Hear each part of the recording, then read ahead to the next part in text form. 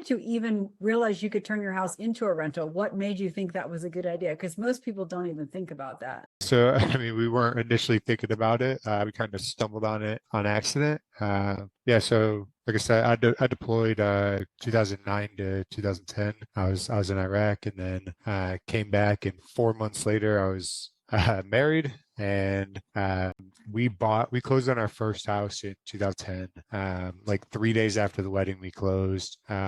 Lived, and most of the people who were in my unit, the Army was different back then. People would stay in the same place for 15 years. Wow. It's basically back-to-back deployments. You'd go for a year to the Middle East, come back for a year, you get fenced in and locked in that unit, go again for another, and people would just stay there. So we're like, man, we're staying in Fort Hood, Texas forever. We're never leaving. So we bought that house. Thinking we were going to stay there forever. Well, come late 2012, I promoted out of the position I was in, and Human Resources Command called me like, "Hey, you got to move," and I was like, "Oh no!" So we had only been in the house a couple of years at that point, and the market wasn't the greatest in that area. So we were below 4% interest at the time. And, we thought that you were supposed to pay down real estate. You weren't supposed to keep the debt. So we had taken deployment money. We put like $20,000 on the principal, which as a private in the military is a lot of money. Yeah. That deployment money. So we paid down the house a little bit, which actually ended up helping us. When we went to move, we were going to lose a lot of that equity if we sold the house.